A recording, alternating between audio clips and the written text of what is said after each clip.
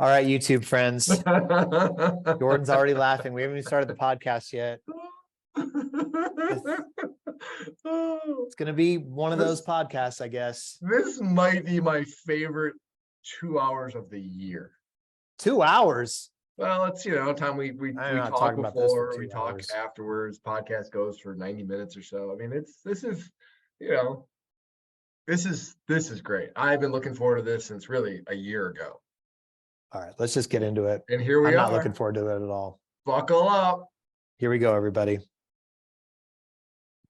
All right, everybody. Welcome back to another edition of the Teardown. My name is Jeff Gluck, and I'm along with my coworker, Jordan Bianchi, who is at Bristol Motor Speedway dirt version. He did not convince me to come to Bristol Motor Speedway despite his pleas on last week's episode. I was safely at home in Colorado, far away from the dirt mess. And I've been dreading this podcast for an entire year, but here we are, Jordan. We have to do it anyway. Guess I ran out of vacation time. Couldn't take it for this weekend like I should have. But here we are, Bristol Dirt. This was an entertaining race. Chase Briscoe, Austin Dillon, Ricky Stenhouse Jr., even Christopher Bell, they were all very complimentary, Jeff. If they were complimentary, hardcore dirt guys like that can be complimentary to what happened tonight. Why can't you, Jeff Gluck, offer praise? What a great opening question. Wow. I mean, yeah, the guys that finished all in the top five, they liked the race. That is the sure sign of no, listen, we have a lot of new listeners since I first came out strongly against Bristol Dirt before the first Bristol Dirt race ever took place. By the way, I happened to take parental leave that first dirt race, so I wasn't able to talk about that. The first one. But just to rehash going into tonight, okay, here's my basic why I'm against Bristol Dirt, right? It starts with a compliment to Bristol, which is that Bristol's my favorite track on the NASCAR circuit. I love Bristol pavement, concrete, whatever, the paved version. And I thought it was absolutely a terrible sham heresy to take the best track when everybody wants more short tracks and cover it up with dirt, essentially taking a true short track race away. Second, I'm not a dirt snob by any means, but I have gotten to know sort of the dirt racing world a little bit through, covering the Knoxville Nationals a few times, Chili Bowl a few times, some World of Outlaws races, things like that. And I've come to, and I was, never a dirt fan growing up or anything like that, or really a lot of my NASCAR career, and have really come to appreciate true dirt racing, which to me, yeah, well, this is not true dirt racing. Anyway, we'll get into it. And it's not a true dirt track. It's not true dirt cars on a dirt track. So the whole thing to me comes across a true dirt track, by the way. A dirt track that's doesn't have a concrete track underneath it. Like, so does that mean the Chili Bowl Nationals is not a true dirt track? That's a floor. They can build an entire dirt track on top of it. So building on a floor is okay, but building on a concrete's bad. Got it. Okay. I'm just clarifying. Okay. I'm confused. Got it. Sorry. Makes a lot of sense. I'm not suggesting, Jordan, that they take the NASCAR Cup Series to the Chili Bowl, which is like a 1/8 mile track or whatever. I'm talking about Eldora or Knoxville or something like that. If NASCAR want to do that, I'm with Larson. I don't really think NASCAR belongs on dirt. We'll get into that, reasons why. We're jumping all over the place already, but look, was this a better race than the first two? Absolutely. There was some good racing tonight. It still doesn't change my mind. Was this better to me than if this had been a concrete Bristol race? Absolutely not. And I'm sorry. Look, I don't want to. There's a lot of people that enjoyed this race. Drivers, media, fans. I can see it. I get the replies. So I don't want to be the, absolute negative person who's just like gonna what? No, I don't. I mean, it's not enjoyable. Cinderella, you got to wear it. Come on. No, it's not enjoyable to like, if a bunch of people like something and then you say, well, that sucks, then you come off as the jerk for saying that way. But in my opinion, Bristol will be better as two concrete races.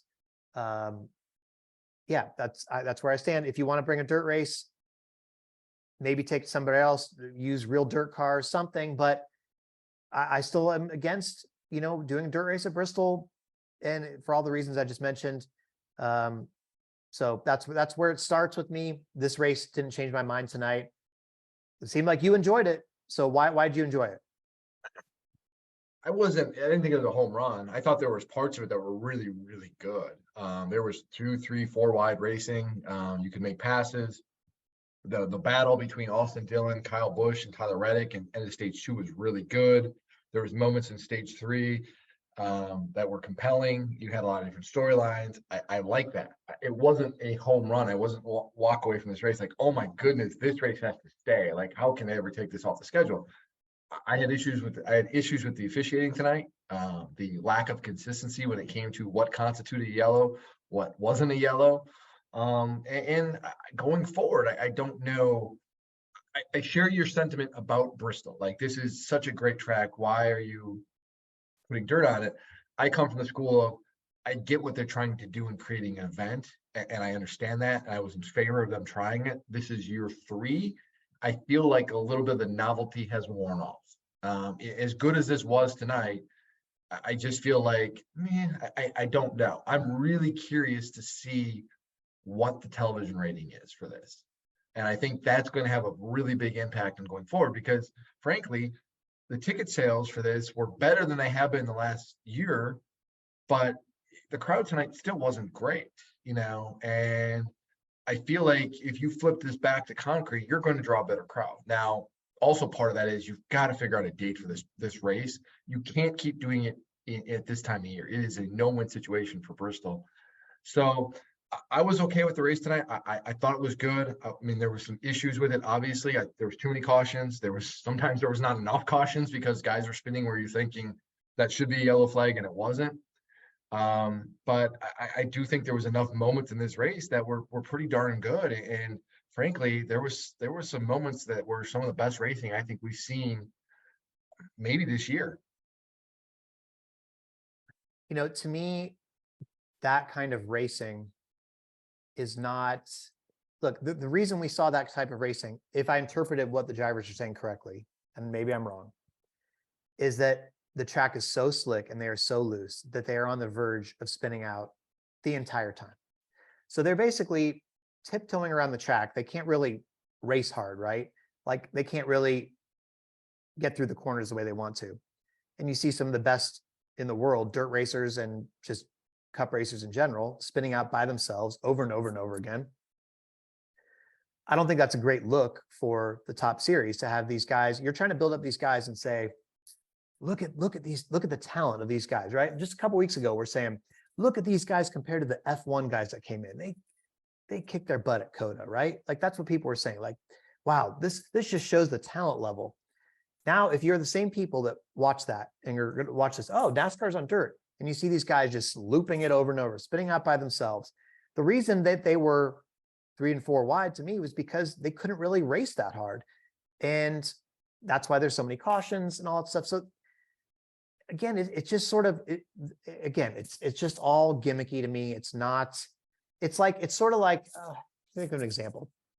Let's say you walked into a store and you got some peach candy and you're like, wow, oh, this gummy peach candy, it tastes just like peaches. That's amazing. But it has no nutritional value and none of the actual like peach ingredients. It just tastes like peaches. That's what this is. It's just, it's sort of like dirt. It resembles dirt. It tastes like dirt, but it's artificial. It's not the real thing. I mean, you even look at Jonathan Davenport's quotes afterwards, where, I mean, talk about a true dirt guy, right? Superman, the late model dirt guy from last season, winning over $2 million. And he says, yeah, it's nice, a little novelty, but it's not real dirt racing, and it's not. So if you're going to do this, I think they should either do it the right way, where again, that's involves, taking out the windshield so they can prep the track a certain way to make it more muddy and not get it slicked off so much.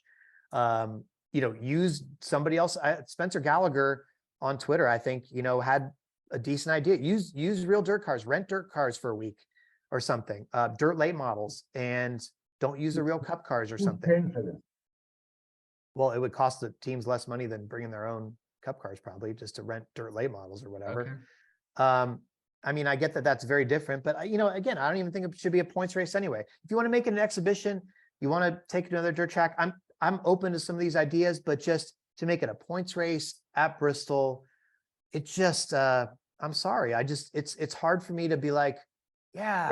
Are you okay with if they took this race away from Bristol? Let's just use Eldora. They put it to Eldora. Are you okay with it then? If they use the next gen car at Eldora? I still am not convinced. I'm not sure I've ever seen a great NASCAR race on dirt. I mean, most of them have been like the first Eldora race, the Norm Betting year, where he made it in through the heat. That was like super highlight. Yeah, the middle finger. The first Eldora truck race, that was kind of exciting. But a lot of them have been just sort of clownery. I mean, the last Knoxville truck race was really bad, right? And it just, you're just like, I don't really think these heavy cars belong on dirt. I see a lot of the argument this week, Jordan, is like the diversity of the schedule, right? NASCAR has the most diverse schedule on the planet of any racing series. Absolutely true. Absolutely true. They do when you look at the schedule. But is that a good thing? Like people are saying that that's a great thing, right? Wow, what a diverse schedule. I feel like let's say this podcast, we talked about NASCAR and F1 and IndyCar, and we also got your thoughts on the Minnesota Vikings. And I talked about the Portland Trailblazers, and we talked about politics, and we talked about our favorite TV shows, and we had all these things, right? And oh wow, what a diverse array of topics we have, but we're not particularly interesting on any one thing, right? Like, I think what you need to do in many facets of life is find what you're really good at and stick with that and hone in on that. NASCAR is really, really good at oval pavement racing. They are the best in the world on the planet at that. Despite IndyCar's great race at Texas, there's not enough of that anyway, for IndyCar. But NASCAR, I mean, gosh, and short track racing in particular over the years for NASCAR has been unquestionably elite. They are the major league at that, right? So why not just like go with that? Like, that's what makes you good. There's been so much like, all these road courses now and the dirt race, and there's going to be a street course. And I get excited by some of that, the Coliseum race. There's some of that that's exciting and interesting to try. But I really think NASCAR, like, why not just go to what you're good at? I don't think that, the diversity of the schedule is necessarily like a great thing. And I know I'm on a rant here already, but I don't know. What do you think? I like variety. I think using kind of your analogy, like you eat the same ice cream every single day, you're going to get sick of it. If you do short tracks and ovals all the time, it's going to get a little, stale. And NASCAR for a long time, for much of the 2000s, had a really stale schedule. People wanted more short tracks and they didn't get them. And they had too many intermediate tracks and those went away.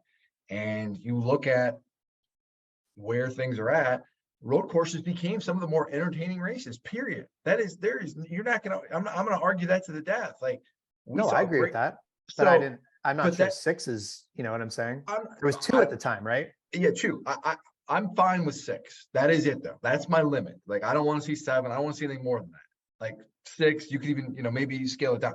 I'm fine with that. I think you can have enough. I think having 5 or 6 road courses, throw Chicago in that group, the street course, having a group of intermediate tracks, I think is a much more manageable and digestible number now. Let's count Bristol as a short track dirt, and whatever. There's 6 of those plus the Coliseum, but there's 6 points races on dirt. You're maybe going to get one more or something if you get Nashville back on here. Who knows what's going to happen in North Wilkesboro? But I think there's a good number of those. I like the schedule. I do think you've got good balance where you get a little bit of everything and you're not just consuming the same thing over and over again, which kind of after a while you're like, it gets too much. And I do like the fact that the schedule now is kind of, this kind of racing isn't really working for us. we're going to go to this, and you have this flexibility. So I like that. And you can kind of change with what your audience wants and is demanding, and what your teams and your consumers are wanting. And, if this is, we need to go into this market, we need to try something there. I like that. I'm fine with it to an extent. I just think that NASCAR has a real chance to really separate themselves from the rest of the motorsports noise, right? It feels a little bit like NASCAR still doesn't know what it wants to be in some ways at times. That's fair. Like, what is NASCAR's sort of identity? It feels like NASCAR's identity is more going toward now, like, sort of the show, the entertainment, the event type stuff. But that in itself is a little bit, it leaves you a little bit empty, because look, as much of like F1, right? Their races, their season is a runaway. A lot of their races are not very interesting, right? A lot of their races are runaways. And they get themselves in rules messes and controversies and things like that. But at the heart of it, it still is about the competition, right? And I think NASCAR has all the elements to have incredible competition drive the storylines. Instead, we're talking so much about appeals and penalties, and that's been a lot of this year, and also changes. And I think they raised a really good point on the Dale Jr. download this last week about you get done with all these races, and like you get done with COTA, and we all say, gosh, those green white checkers, those were a mess. They really need to change that rule. And we get to the next week, and it's like, well, they really need to change this. And of course, I'm the most guilty person of anybody about that kind of stuff. No, right? Really? I mean, but the reason I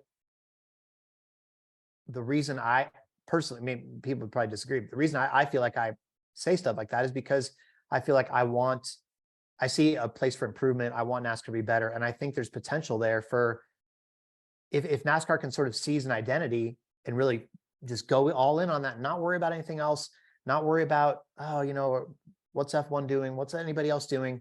Just be themselves. And that's what I feel like has gotten lost. Like when you bring in a dirt race to Bristol, your traditional core short track, like the place, right? It's like, why? What's the point of this? That's my whole thing. So the point of it really is doesn't go a the lot Bristol deeper Spring than that. Race hasn't been, the racing at Bristol for the last few years hasn't been great. That's a false. I see that on Twitter all week. Bristol Spring Race wasn't that great, dude. I mean, they were struggling with attendance.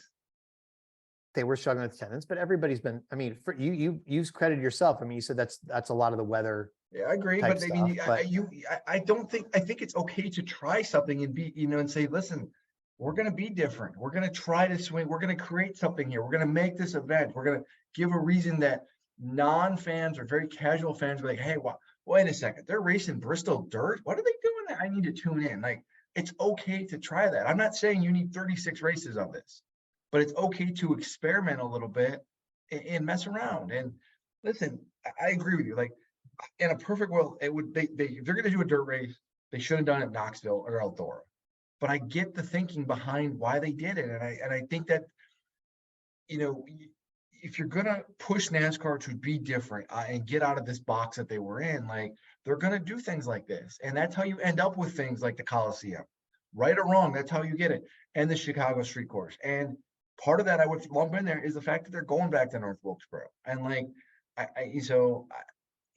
is this the perfect thing? No, like, I'm not, and I don't want to sound like I'm the guy who's like sitting here screaming that the Bristol dirt race needs to stay, because I don't think I'm in that camp. Like, I'm ready for it to go back. Like, the shine has worn off, but I think it was a worthy experiment.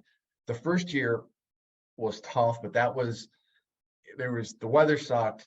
NASCAR was figuring it out, but they have figured out the track. They figured out how to make the track better and competitive. And tonight was a good show, largely. And I'm okay with that. But I think this is it. Like, I don't think you need to come back here every single year. I think enough is enough. And Kevin Harvick has said it so many times, like, you go do these new things, you try it, you go it for 2-3 years, and then you move on. And that's what I think you need to do with this.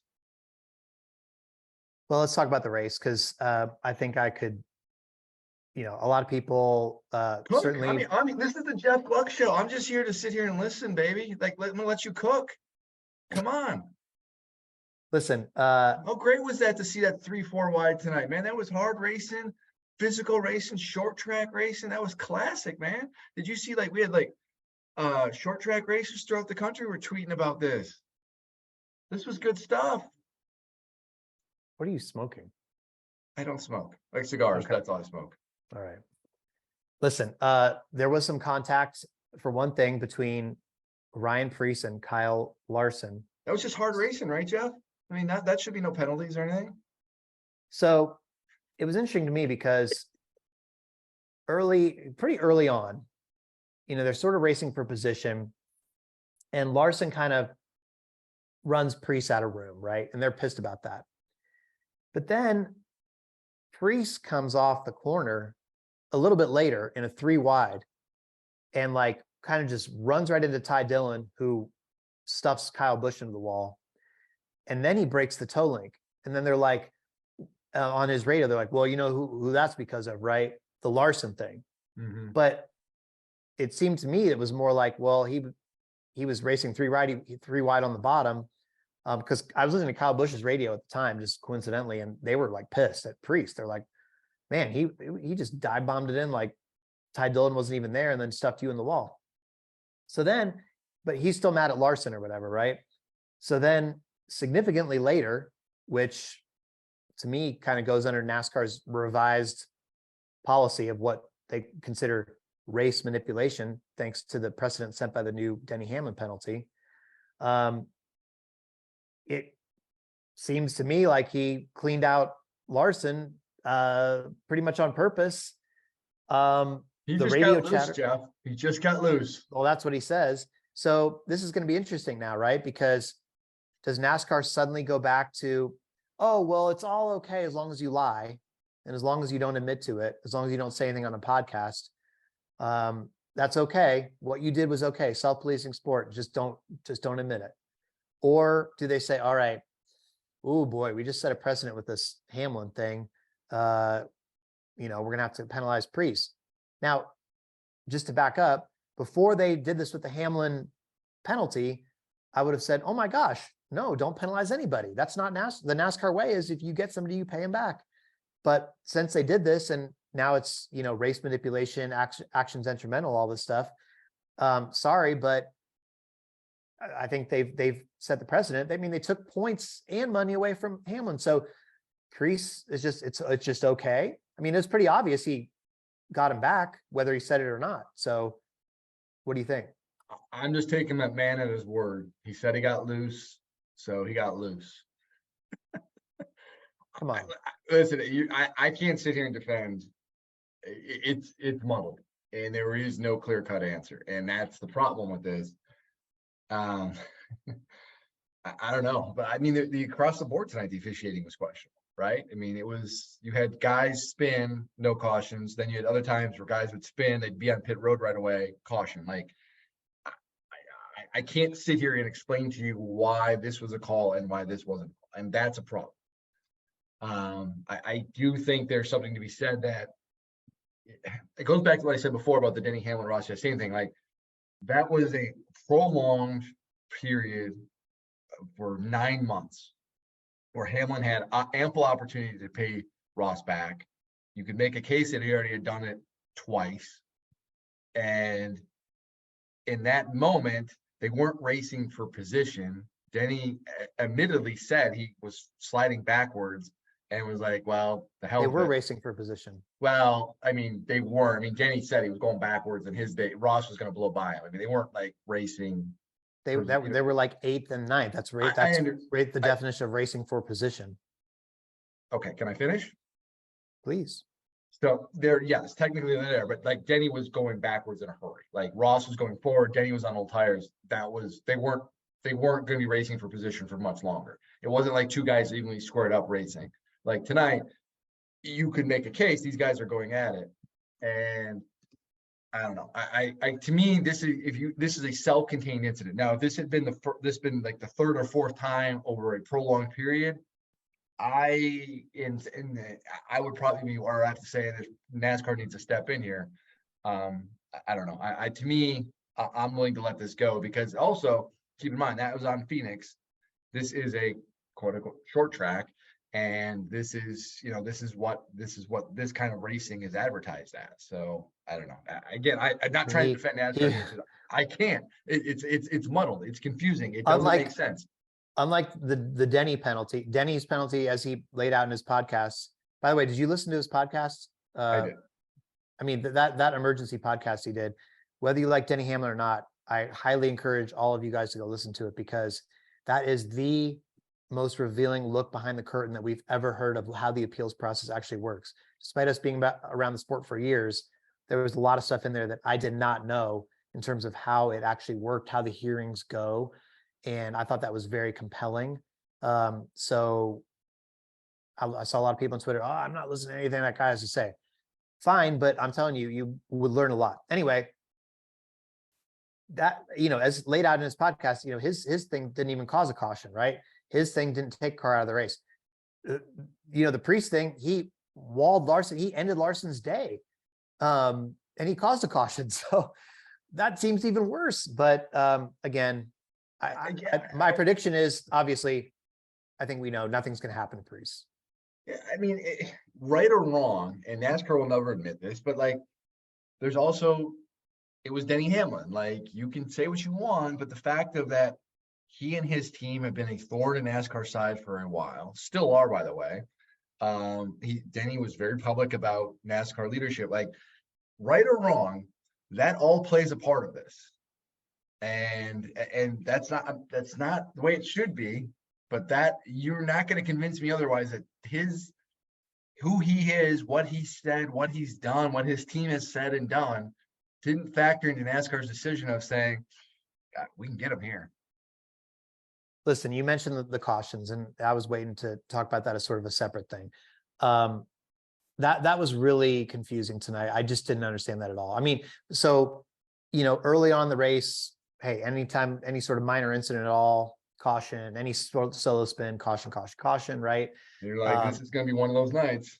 Right. I mean, they were quickly throwing them. I mean, the 51 spun by himself, caution. Keselowski spun by himself, caution. Davenport spun by himself, caution. Keselowski spins again by himself, caution, right? Stuff like that. But then you had to steer, after the first few, it was clearly like, okay, NASCAR was saying, okay, we can't have this. We can't have too many cautions. We're going to be cautioned the whole night. So we're just going to let it go. We're just going to start letting stuff go. And you were seeing things of cars spinning in the middle of a pack.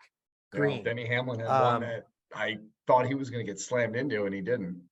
I mean, cars up in the wall, cars coming. I mean, it was like, whoa, how is this not caution? And especially when you compare it to some, 1.5 mile race, and some guy sort of barely brushes the wall or kind of gets like half loose, looks like he might spin and he saves it. We've seen time and again, they'll call a caution for that, very quick trigger.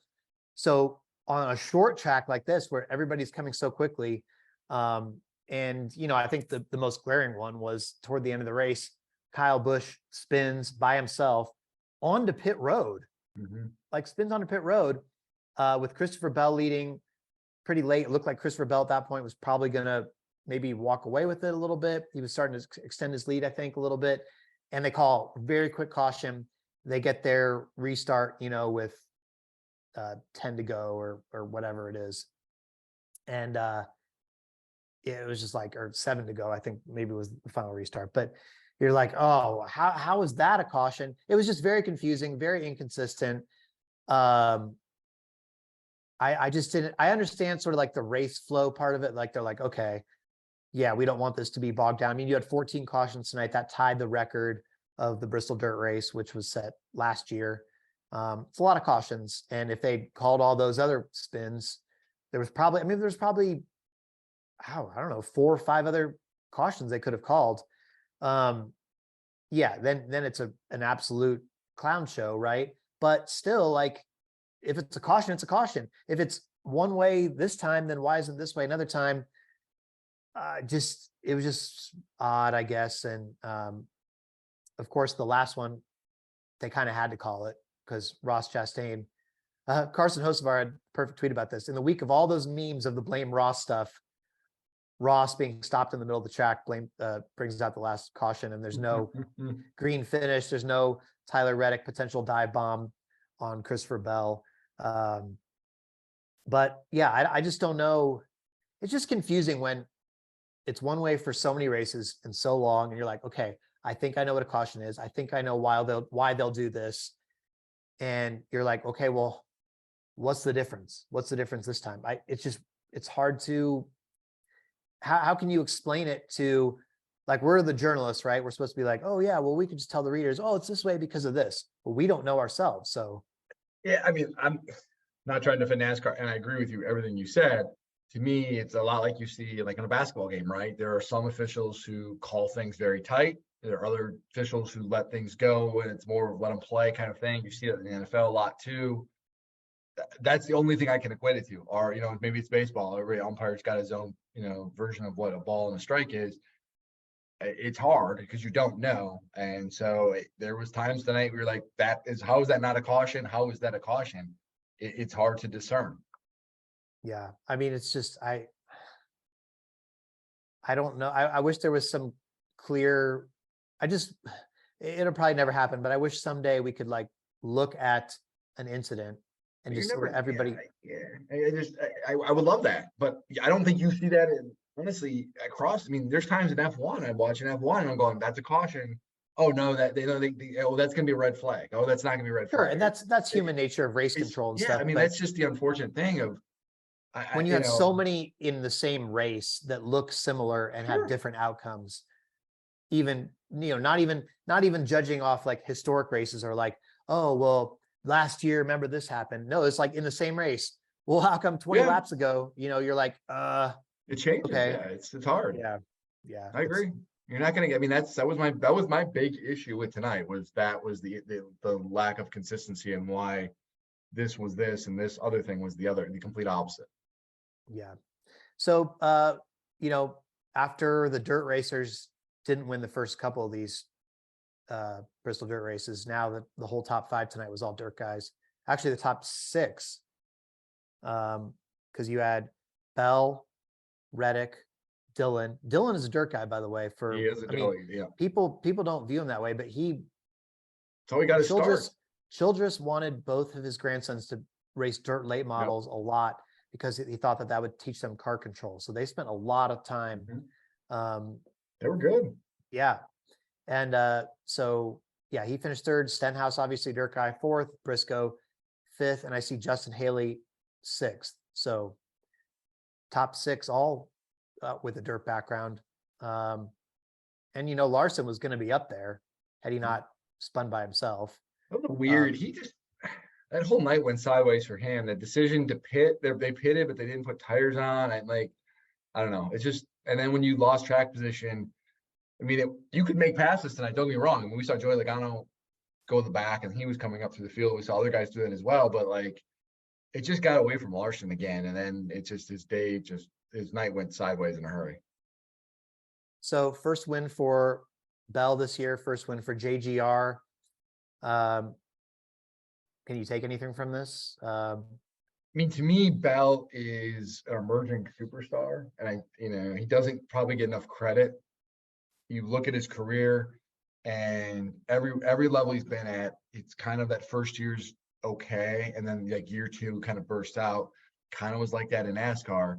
Had an okay rookie year, wins big, wins in his second year, and then last year really burst out. Wins 3 races, makes the championship 4. And to me, I said this last year so many times, like he was outrunning Denny Hamlin and Martin Truex Jr. and Kyle Busch, like 3 very notable, very talented drivers, 2 of which are former champions. And he was doing it on a consistent basis. He is so good. And he just doesn't get credit. And it's like, even going into this year, I think we both agree. I think we said in the preseason podcast, we thought he was going to have a really good year. But just kind of overall, he's not kind of lumped in as one of those great drivers. Like you always talk about other people. And it's like, we really need to start giving this kid his due. He's won on a road course twice now. He's won at Martinsville, which is a really hard track for young drivers to do. He's won key playoff races. He's made the championship four. He wins at Bristol Dirt. Like, this is, Martinsville and road courses and Bristol Dirt are quote unquote driver tracks where drivers make a difference. He's got those wins. Like, this kid is going to be really, really good. You can say he's the future of Joe Gibbs Racing. I would say he's the now of Joe Gibbs Racing. Yeah, no, I don't dispute any of that. I would like to see him show like a little bit more personality. I feel like he feels a little bit guarded. But I think in time, if he gets more comfortable with the spotlight, hopefully that can come out a little bit more. I mean, in terms of, yeah, go ahead. I was gonna say, I asked him that post race. I said, your teammates get all of this. They get all the acclaim. Denny Martin Truex Jr. is a former champion, and Ty Gibbs, and you don't get any of that shine. Does that bother you at all? He's like, no. It's like, I prefer it that way. Like, I don't want to be in the spotlight. That's just not something I'm comfortable doing. Which, to each their own, and that's fine. If you don't want that, let your actions on the racetrack speak for yourself, because his actions certainly carry weight. But that's up to him. But I mean, if you're talking about NASCAR as a whole, you need personality. You want your best drivers to be charismatic and to bring people in. And that's not who he is. That's not how he is. And you would hope, though, that maybe the dirt community sees like, hey, that's our guy, right? I mean, and they get behind him like they have some other dirt racers. Yeah. Reddick, I mean, sure looked like he was going to have a shot there. Just didn't work out for him. This guy is another one who just shows his talent in so many ways. Just super impressive. And I think, you could say same for Briscoe tonight too, although he ends up sort of fading to fifth. But I mean, driving with a broken finger. By the way, did you hear what Tony Stewart said on the? Yeah, we talked to Briscoe about that post race too. He says he doesn't know yet. He may not need surgery. No, not about that. He might not need surgery. About Tony Stewart, his team owner, saying, he was in a basically extracurricular race. Yeah, but drivers got to live their lives and all that. Yeah, you got to live their lives. Basically, don't wrap them in bubble wrap, Jordan. So that's fine. That's great. I would love to hear Tony's thoughts if Chase would have broke his hand or hurt himself to where he was out of the race car for a prolonged period of time. So you mean like Tony Stewart did in a? Tony's the boss. Tony can do whatever he wants. He's the boss. But when your employees are doing that, that's a different thing. So okay, to each their own. Hey, listen, God bless. That's your salute. That you do what you want to do. I'm just saying, if it was my business and I've got these valuable assets, I'm going to protect them. We know. We've heard that. Yeah. Anyway, but yeah, I mean, it was cool to see those guys, the talent shine through a little bit more. I don't know why that they were able to get up there. I mean, I guess you would have had Reddick or Briscoe win last year, so that would have changed that narrative again, and you wouldn't have had Kyle Busch. I mean, boy, that race from last year still has so many layers to it, because Kyle Busch would have had. He wouldn't have made the playoffs. He wouldn't have had his streak of. Yep. No, yeah, you're right. Had his streak. Yep. That broke Richard Petty's record and all that stuff. But anyway. And you hate Bristol Dirt, and yet it just keeps giving us more juicy storylines every year. I mean, you could say that about.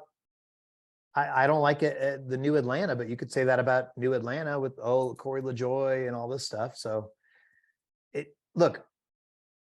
I feel like people might not agree with me, but I feel like I'm hopefully at least being consistent that I'm just going to sort of err on the side of the more conservative, true racing, pure racing, the traditional type stuff. I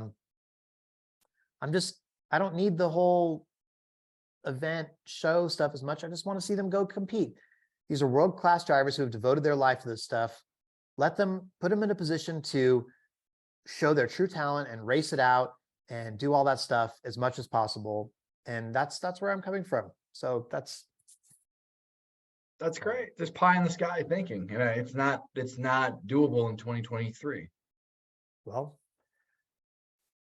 let me know what the ratings say. We'll see. Sure, but I don't know. The attendance didn't show me anything about that people love this kind of stuff. So. I'm not sitting here trying to defend this event. I'm ready to try something different, but I don't, sports in general is about entertainment and catering to people and trying to get new audiences in and not pigeonhole yourself and to keep doing the same thing over and over again. It's why the NFL has made it to where the offenses rule everything and defenses are minimized. It's why baseball has got bigger bases and pitchers can do all these, can't do these step off the mound and they have pitch clocks now. It's like this is sports in this era. Like and this I understand it, I get it. You've got to make your sport adaptable and entertaining to the masses. You can't just pigeonhole yourself and say, this is how we do it. This is how we've always done it because this is pure. That doesn't fly anymore. Jordan, one thing you're very pro on that I know, whether you're out on Bristol Dirt or not, is you're very pro racing on Easter. You think that is a good slot for NASCAR to be in. Why? This prime time on Easter, Sunday night is the most viewed night of the week in television. And you have your television partner come to you and say, hey, we're going to put your product on prime time on Sunday night. You have to take advantage of it. The NFL has done a very good job of owning Thanksgiving. The NBA has done a very good job of owning Christmas Day. Stack their Christmas Day lineup with marquee games. Why can't NASCAR make Easter its own? When people are home, you're not interfering, with church services in the morning and brunches and lunches and all of this stuff. What is wrong at 7 o'clock Eastern, being home when most people are already home and putting your product out there for people to consume? That is a winning strategy. The idea is to get your product out before the masses. There is not a better time to do it than Sunday night on prime time television, period. I just don't know. I mean, what's there not to know? You make great points. Well, I mean, there's many other Sundays aside from Easter. This is always such a tough argument, right? Because if you dare to talk about, the crew members or the industry people, their families, people do not want to hear it. Well, they signed up for this. This is they chose to do this. They should just deal with it. I get that. There's, if they don't like it, they could quit, they go to another job. But this is a heck of a grind, this long 38-week NASCAR season. Obviously, there used to be 2 off weeks. Easter weekend was always an off week. Even they didn't even race Easter Saturday night. That's gone now. And so, I don't know. I guess I'm kind of on the fence because I've only seen this as Bristol Dirt, right? Sure. If you came to me and said, well, we're going to do, North Wilkesboro under the lights Easter Sunday night. I got an idea for you, by the way. Maybe, I don't know, maybe the enthusiasm for everybody changes, right?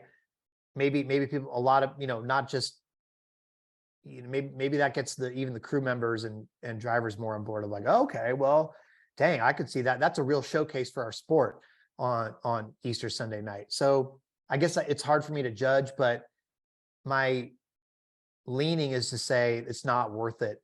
If you're going to do something on Easter, you better make it worth it.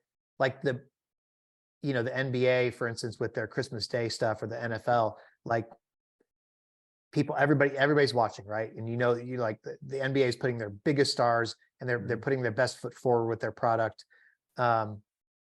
Again, just because I'm so biased against Bristol Dirt, obviously not liking it, covering my favorite track. I don't think it's the best foot forward for NASCAR, the best example of NASCAR racing. Maybe it would change, but so I don't really know where I fall. I don't really have a firm grasp on it one way or another, because you make great points, and it is about growing NASCAR, but I think you got to do it for the right cause. And I think if the ratings are down this year for whatever reason, then I think it's worth looking at. Well, here's the problem with that, though. Like, one, you're asking about other Sundays. If Fox wants to put NASCAR in prime time on Sunday nights, then hell yes, that's fine. Let's do it. But they're not throwing that out there. They're only throwing it out on Easter. The second thing is the rating. This is going to be hard to gauge because ratings this year have been largely, I think, for every race, just about every race, have been down this year. Sometimes quite noticeably. So it's going to be hard to kind of decipher, is that because it was Bristol Dirt? Is it because it was Easter? Is it just NASCAR in general is going in the wrong. I mean, you don't know. And so here's an idea. I want to throw this out at you because this is part of the larger discussion. I hear what you're saying with the crew members. I get it. I understand it. What about this? What about Martinsville on Easter? Like if Bristol doesn't do Easter next year, which there's a little bit of rumbling. I will say there are some rumblings in the garage if Bristol may not do Easter next year and that they're not going to, it's not going to, the way the calendar works out and what they want. Martinsville to me would make a lot of sense for the reasons you kind of mentioned. It's much closer home to Charlotte. So you could have it where the crew members could be home Saturday night, have Sunday morning and much of Saturday afternoon with their families. It's from where most of the crew members live in North Charlotte, Mooresville area.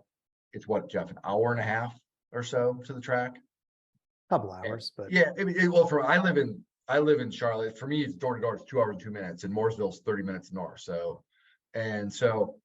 it's much more easy for those guys to get to the racetrack at 3 o'clock or 2 o'clock in the afternoon. Like to me, that's an idea worth exploring. Yeah, I mean, and Martinsville's got lights. Like if your goal is to have a night race, like I don't know if you can do 400 laps there because that might be a little bit too long, but there's not. I think that presents an opportunity to check a lot of the boxes that we're talking about here. It could again be cold though, and if people are using that as an excuse, but it's also cold here too. Like, and that's a whole other thing about like. I don't mean to go on a tangent here, but like there needs to be, and NASCAR recognizes this. I'm not like saying anything that's new, but there needs to be some looking at the schedule and putting NASCAR in a spot of like, it has been cold. The weather's bad here in Bristol. It's rains here more often than not.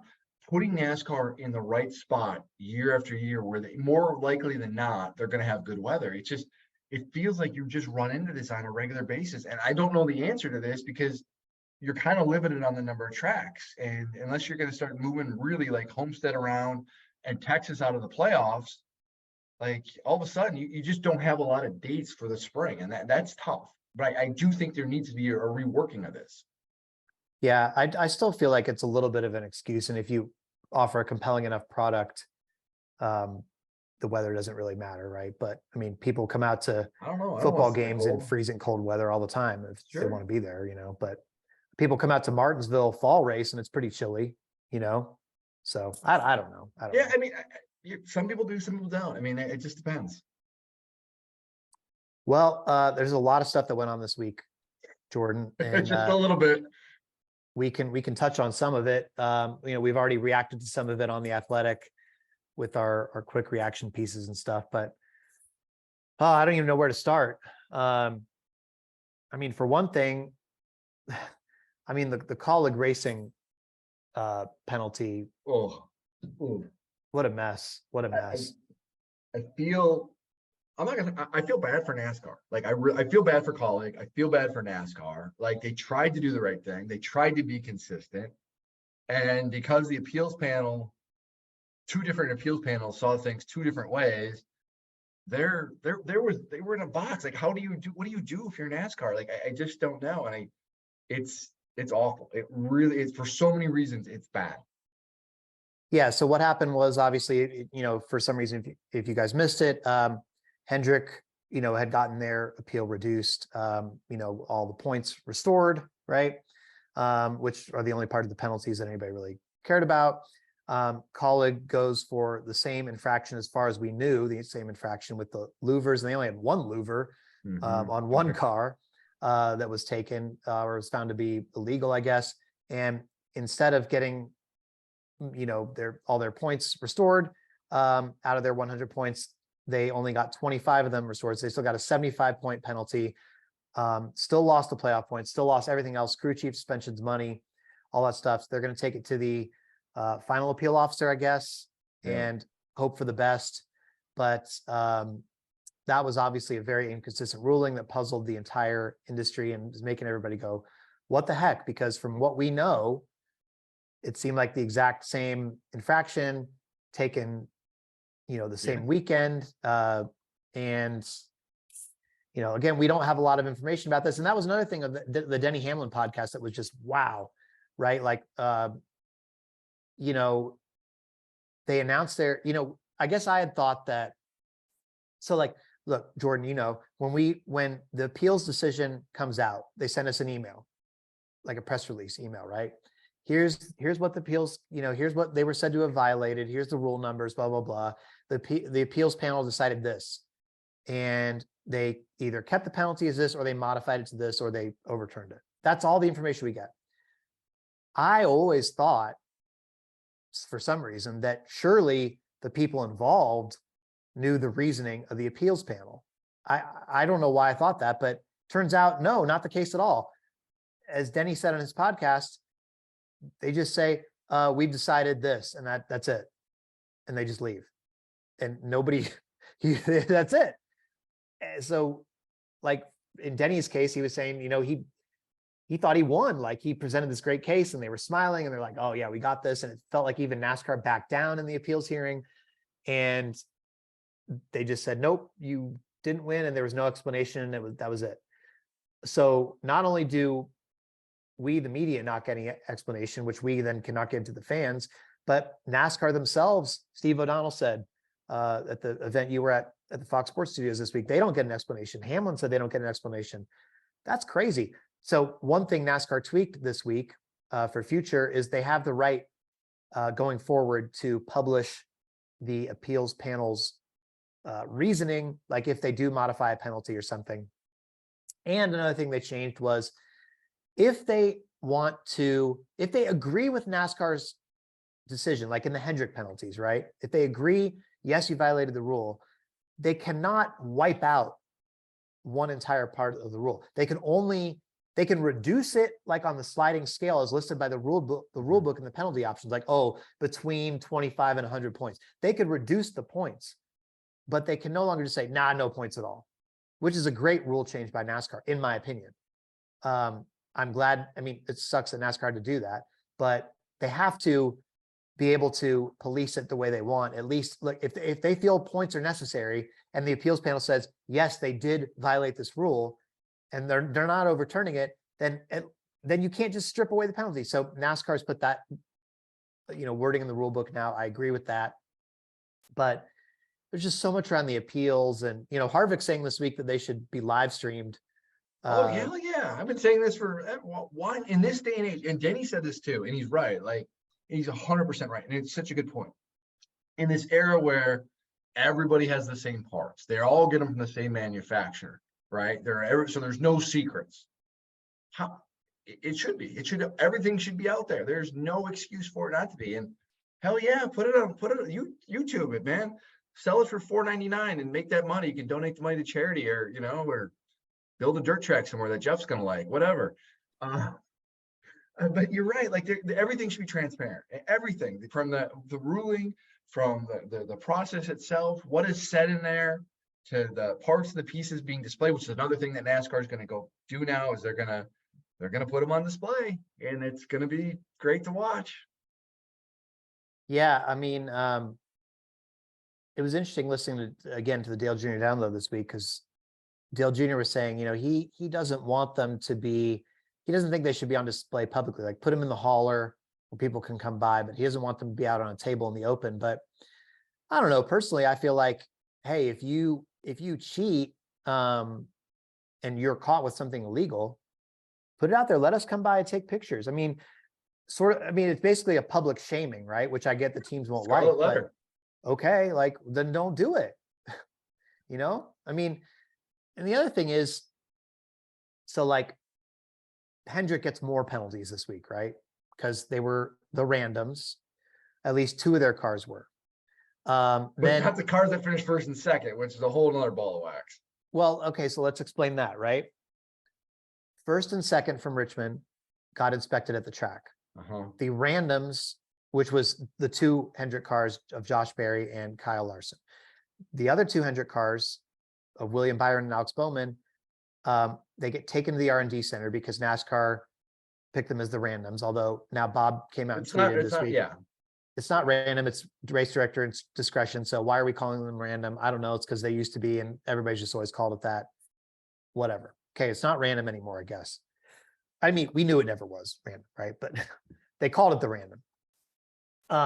Anyway, they took them back to the R&D center and they found problems with the greenhouse modifications. They were allowed to adjust that area of the greenhouse, but they modified it, I guess, too much. And so Byron and Bowman got busted. Apparently, from my understanding, maybe this is wrong, but from my understanding, the reason, you would say, well, how come they didn't find on the first and second place cars? Because they did not, that area of the greenhouse was not inspected that way or whatever, as in the same manner that they do at the R&D center. It wasn't torn down, right? Like, exactly. So, I mean, be honest, like the 5 and the 9 car probably did have the same thing. Why would they make 2 cars different? Right? Like, I mean, Hendrick's going to make all 4 cars the same, you would think. So they probably dodged a bullet there by having the win. And had they found that at the track, Larson would have lost his win. It would have been a DQ. It would have been a DQ for Josh Berry. But they didn't find that at the track, so we'll never know. But we'll never know either way. Anyway, boy, I tell you what, though. I mean, you sent me the William Byron audio from the media center this week, and I saw a couple video clips of it too. I've never heard. Byron is such a nice, polite guy, and even when he's mad, he sort of has a way of being polite. This week, he was pissed. He was pissed. I've never seen him like that. Yeah. He was. It was interesting to watch because you're watching this and it's almost like he's like you can tell he just wanted to unload, right? Like he just wanted to and he restrained himself the best he could. And he did. He didn't say anything that was regrettable or get him in trouble. And it almost felt like he was just I was talking to Dustin Long from NBC Sports about this. It almost felt like he was like quivering almost, like just kind of like almost shaking, like just trying not to he was so angry and so just on edge.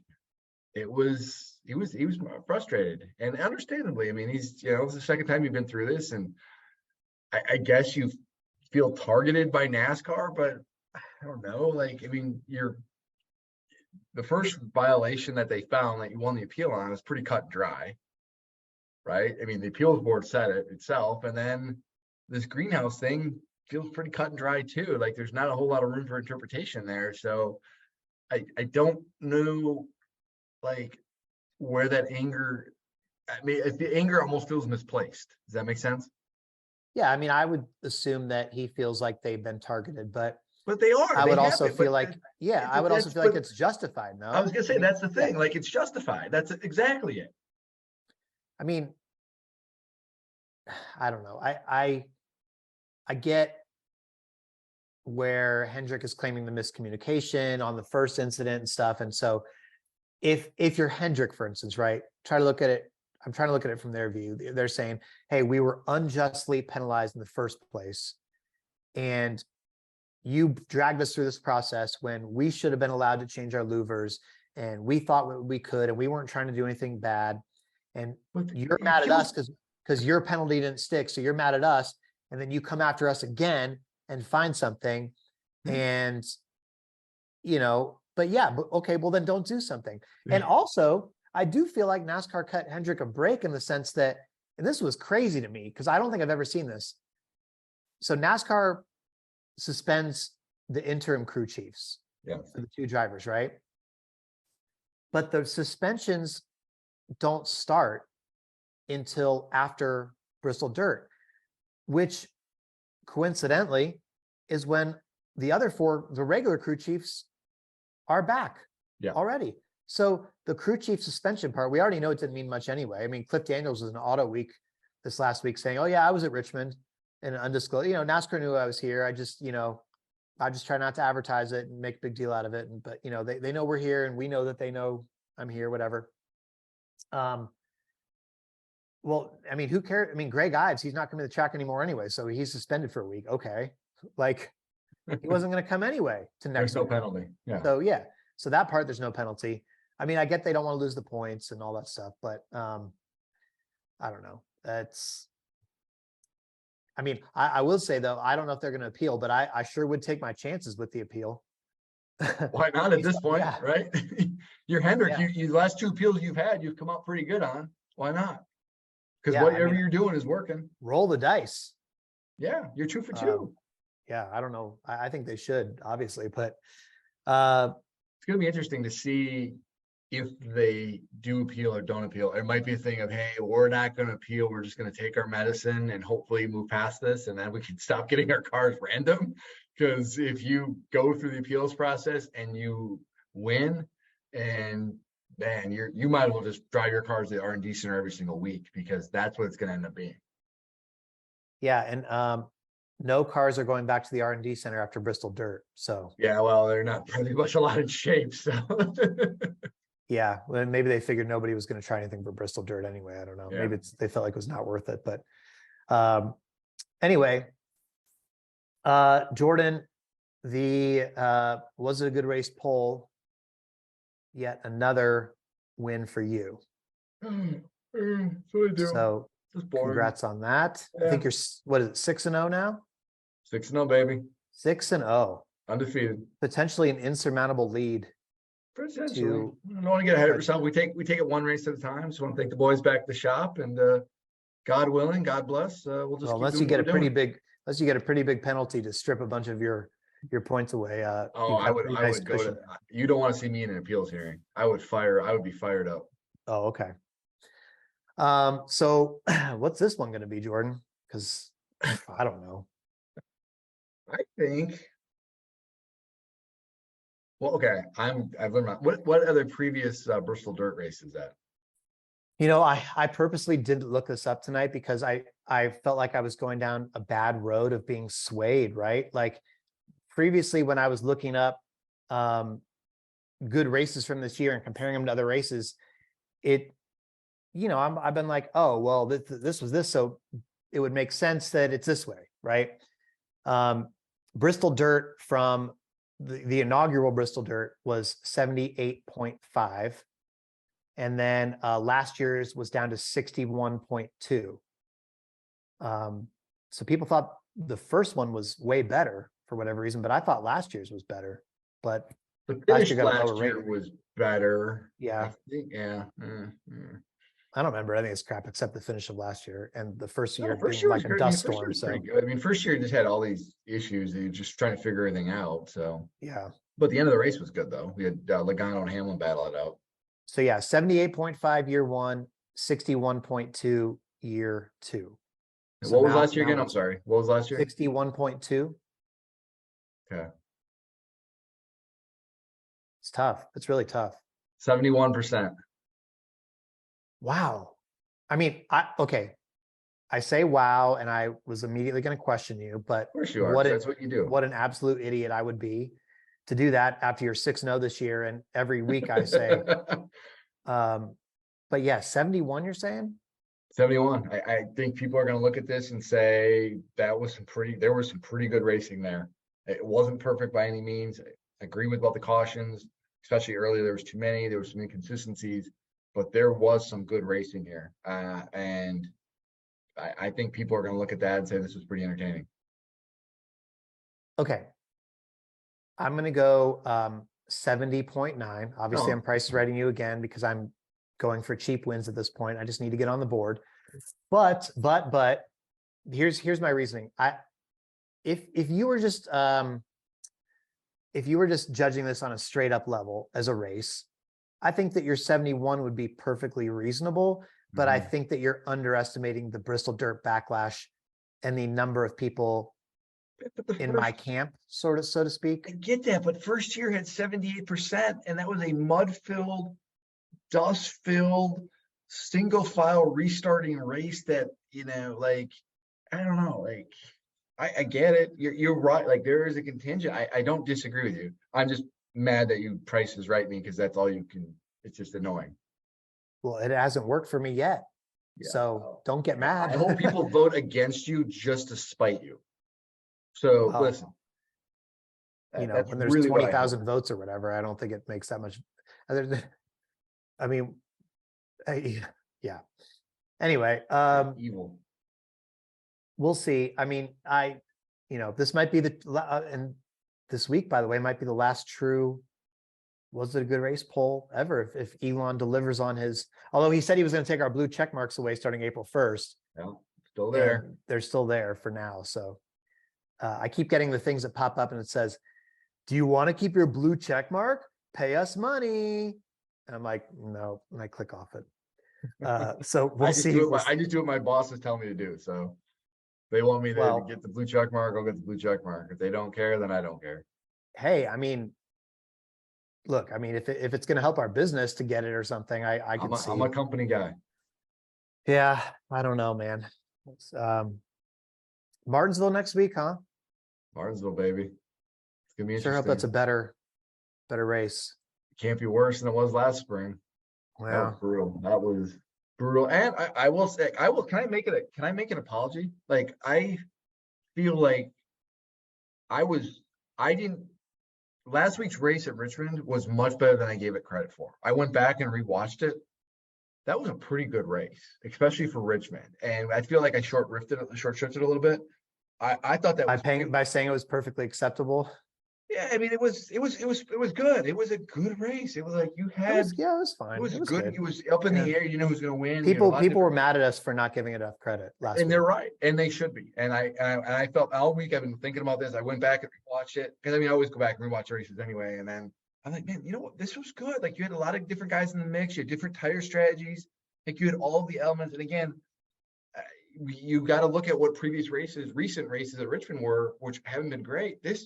That was far better than those. So my apologies, because that was a much better race than I gave it credit for. I will say that it's really hard.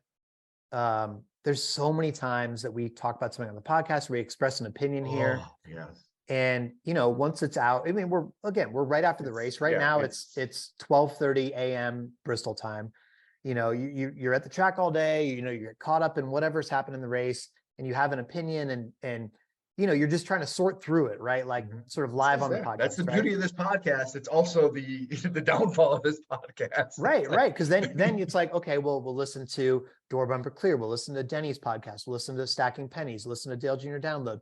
You listen to all these other people have all these other very educated opinions, right? Of what they're talking about. Well thought out a few days later. Right. And it's like, or even the morning after sleeping on it, and you're like, oh, yeah. Or being able to go back, not even like that too. Like being able to sleep on it and have an opinion. Like honestly, it's being able to go back and rewatch things and digest it and be like, okay, that makes sense. And then getting someone's perspective on it. Like that's the thing it's hard because I'm not complaining, but like you don't always see everything that is going on. Like when you're at the racetrack, you've got a lot. You're looking at different things.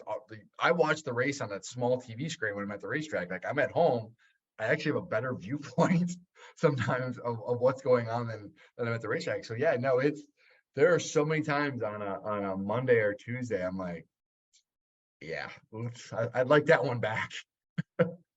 Yeah. You need to turn off your cell phone. Is that your cell phone chime? I didn't hear anything. Let me look. No, it's on vibrate. Oh, I know what this is. Oh, God. There you go. You're turning your head. Oh, my God.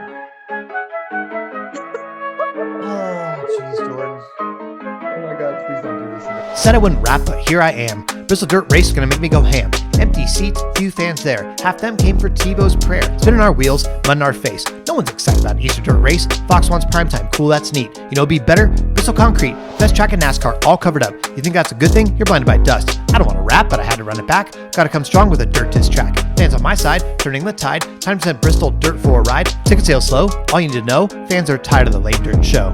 They'll probably blame it on the weather, which only raises my blood pressure. This really isn't better racing than the concrete it's replacing. Jordan pressured me to come. Told you I'll be fun. Yo, seriously, Jordan? What's wrong with you, son? Don't answer that. I already know. You hate Christmas but love an Easter show. Glass is dirty, can't see straight. Grills get clogged just like your brain. All year long, teams do work. Then on Easter you make them race dirt? That's messed up. Is NASCAR for real? Now gonna make me file an appeal. Verdict is in. Panel said no. 0 reasons given to keep the dirt show. But that's just life. I don't know why. Gotta be something with SMI.